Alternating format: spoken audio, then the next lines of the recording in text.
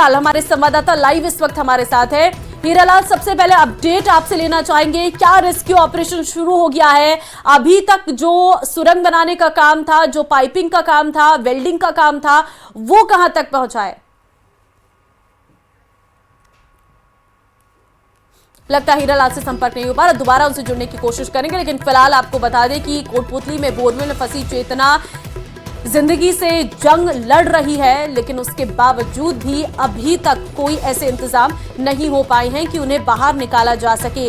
Hiralal, update क्या है आपके पास? क्या शुरू हो गया है पाइप की वेल्डिंग का काम? क्या अपडेट है?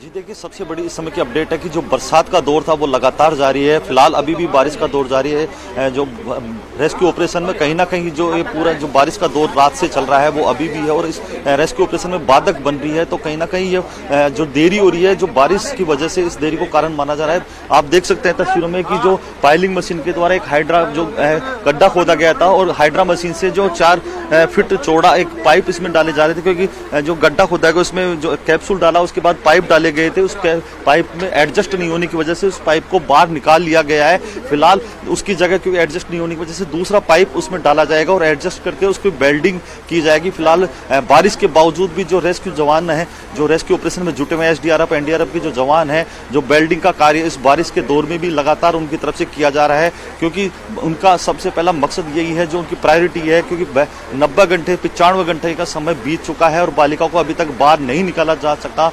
तो ये सबसे बड़ी चुनौती है, क्योंकि बारिश की वजह से कहीं ना कहीं जो देरी हो रही है, तो वो चाहते हैं कि इस कार्य को अंजाम दिया जाए। बारिश की रुकने की भी जो लोग हैं दुआ कर रहे हैं कि बारिश रुक जाए, लेकिन मौसम का येलो अलर्ट है। आज 3 दिन बारिश का जो मौसम का दौर जो चल रहा है, इसकी वजह से कहीं ना कहीं बारिश की वजह से देरी हो रही है। जी बिल्कुल हीरालाल, साफ नजर भी आ रहा है तस्वीरों में कि बारिश बहुत जोरदार हो रही है और ये अपने आप में बहुत बड़ी दिक्कत जरूर है। लेकिन कोई बात हो पाई है एनडीआरएफ के दल से कि कितना समय और लग सकता है, ये एसडीआरएफ की किसी टीम से आपकी? जी देखिए, हमने जिला कलेक्टर से अभी बात की थी, उनसे बाइट ली थी। उनका कहना है कि जो बारिश है कहीं ना कहीं से रेस्क्यू ऑपरेशन में बाधा जरूर बन रही है, चुनौती है, लेकिन उनकी प्रायोरिटी यही है कि रेस्क्यू ऑपरेशन को अंजाम जल्द से जल्द दिया जा सके। इसलिए उन्होंने यहाँ जो बारिश के बचाव के लिए तमाम जो इंतजाम करने थे वो किए जा रहे हैं। या लाइटिंग की व्यवस्था की जा रही है, तिरपाल उनकी तरफ से लगाएंगे, जो वाटर प्रूफ तिरपाल है उसको लगाया गया। आप देख सकते हैं तस्वीरों में कि जो ये तिरपाल लगाया गया है ये वाटर प्रूफ है और जो इक्विपमेंट बारिश से नहीं भीगे, क्योंकि सीसीटीवी जो मॉनिटर है, कैमरा है, अन्य जो इक्विपमेंट है जो बारिश से खराब होने की जो आशंका बनी है उसको ढकने के लिए, उनको बचाने के लिए यहाँ तिरपाल से ढका गया है। रेस्क्यू जो जवान है वो लगातार बारिश में छतरी लेकर जो वेल्डिंग का कार्य है उनकी तरफ से किया जा रहा है। लगातार रेस्क्यू ऑपरेशन को अंजाम जल्द से जल्द दिया जाएगा, ये तमाम कोशिश उनकी तरफ से की, लेकिन बारिश सबसे बड़ी चुनौती है। तो जिला कलेक्टर का कहना है कि समय अभी हम बता नहीं सकते, क्योंकि अभी इस गड्ढे में जो पाइप डालने का जो कार्य किया जा रहा है वो वेल्डिंग की जा रही है। इन पाइपों को डालने के बाद जो टीम है वो इस कैप्सूल में उतरेगी, उसके बाद 10 फीट की एक जो होल जो सुरंग बनाई जानी है उसको मैनुअली तरीके से एनडीआरएफ के सुपरविजन में वो होल बनाने का जो कार्य है वो किया जाएगा। उसके बाद उसमें जो तकरीबन उस होल को बनाने में 6 से 7 घंटे का जो समय है वो लगेगा। उसके बाद बच्ची को रेस्क्यू करके बाहर निकाला जा सकेगा। जिस तरीके से आप बता रहे हैं हीरालाल, ये तो अभी और लंबा समय लगेगा, क्योंकि 6 से 7 घंटे आप बता रहे हैं कि मैनुअली सुरंग तैयार की जाएगी। जी बिल्कुल, मैं बताना चाहूंगा कि 95 घंटे से ज्यादा का समय बीत चुका है। अब बारिश का दौर शुरू हो चुका है। ये बारिश अभी रुकने वाली नहीं, क्योंकि आज शाम को तक इस बारिश का येलो अलर्ट जारी है। तो कहा जा सकता है कहीं ना कहीं समय बहुत अधिक लग चुका है। शायद इस प्रदेश का जो इस प्रकार से बोरवेल में जो घटना घटी है इस बच्ची के गिरने की, तो सबसे लंबा रेस्क्यू अगर कहा जा सकता है तो कोई अतिशयोक्ति नहीं होगी। तो लगातार जो जिला कलेक्टर हैं, एडिशनल एसपी हैं, तमाम प्रशासनिक अधिकारी हैं यहाँ बैठे हैं, पल पल की अपडेट उस बच्ची के स्वास्थ्य को लेकर वो चर्चा कर रहे हैं, क्योंकि मेडिकल टीम है, बच्ची को बचाना उनकी सबसे बड़ी प्राथमिकता है। क्योंकि 95 घंटे का समय बहुत अधिक समय होता है, बहुत लंबा समय होता है। दौसा की जो घटना थी उससे भी इन जो सबक लेना चाहिए था, वो कहीं ना कहीं बड़ी चुनौती का जो कारण बन सकता है। लेकिन प्रशासनिक अधिकारियों की प्रायोरिटी यही है कि बच्ची को जल्द से जल्द बाहर निकाले, क्योंकि परिजनों की भी चिंता बढ़ती जा रही है। वो है जो दुआओं का दौर है वो लगातार जारी है। ग्रामीण भी यही चाहते हैं कि जो रेस्क्यू ऑपरेशन है वो लगातार जल्द से जल्द पूरा हो। बिल्कुल, चाहता हर को यही है कि बच्ची बाहर निकल आए और ये सिचुएशन से हम डील कर सके और जल्दी से जल्दी रेस्क्यू ऑपरेशन समाप्त हो सके। लेकिन घूम फिर के बात वहीं पर आ जाती है हीरालाल कि आखिर ये जो हादसे बढ़ रहे हैं, क्या इससे कोई सबक लिया भी जा रहा है? अभी कुछ ही दिन पहले दौसा की बात थी, अब कोटपुतली की बात हो गई है। न जाने ऐसे कितने बच्चे हैं जो इन बोरवेल में गिरकर जिनकी जान चली गई है। जी देखिए, इन घटनाओं को लेकर जो सबक लेने की बात है वो कहीं नजर नहीं आती, क्योंकि दौसा में जो घटना हुई उसके बाद जो प्रशासनिक अधिकारी हैं वो हरकत में आए, जो सूबे की सरकार है वो भी हरकत में आई, कई प्रकार के आदेश जारी किए जाए ताकि इस घटनाओं की पुनरावृत्ति नहीं हो। जिम्मेदारियां तय की जाती है, अधिकारी जो मीटिंग करते हैं, पटवारी हो चाहे भले सुपरवाइजर हो, ग्राम सेवक हो, उनको सर्वे करके रिपोर्ट प्रस्तुत करने की बात की जाती है, कानून बनाए जाते हैं।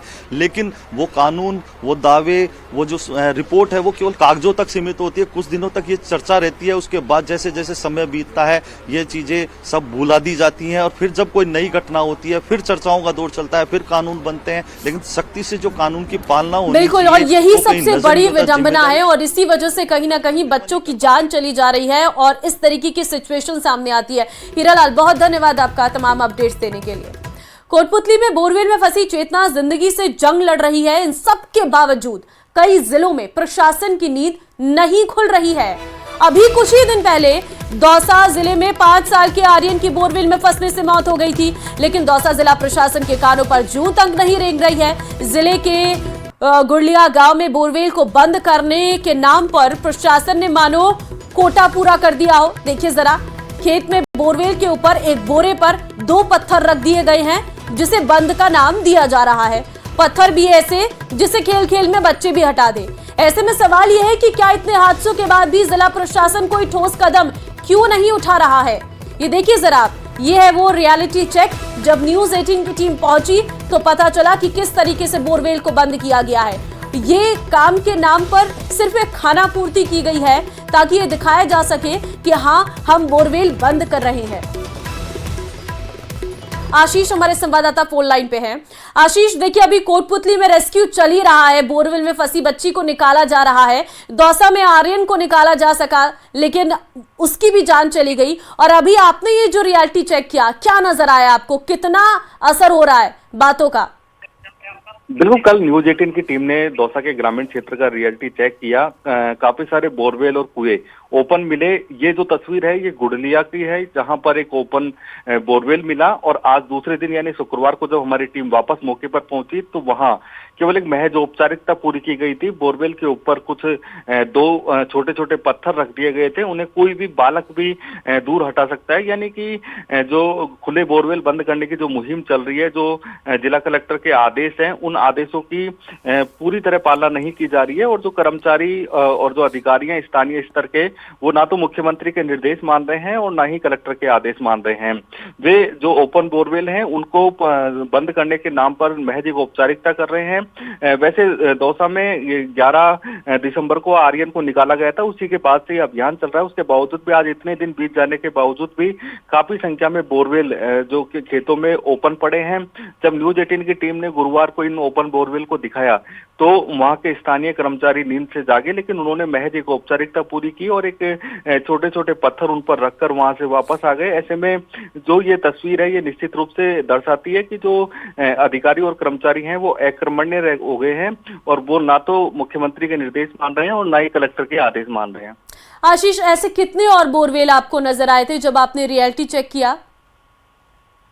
बिल्कुल, कल जिस तरह करीब 15 से 20 किलोमीटर का मैंने रन किया था, उसमें 3 जगहों पर मुझे ओपन बोरवेल मिले थे। और आज भी हमने काफी जगह पर जाकर देखा तो आज भी बोरवेल ओपन मिले हैं। या यूं कह सकते हैं कि जो जिला कलेक्टर ने आदेश भले ही दिए हों, लेकिन जो नीचे के स्तर के जो अधिकारी व कर्मचारी हैं उनके बिल्कुल आदेश मात्र ही रह रहा है और स्थितियां कुछ और ही नजर आ रही है। बहुत धन्यवाद आपका तमाम जानकारी देने के लिए।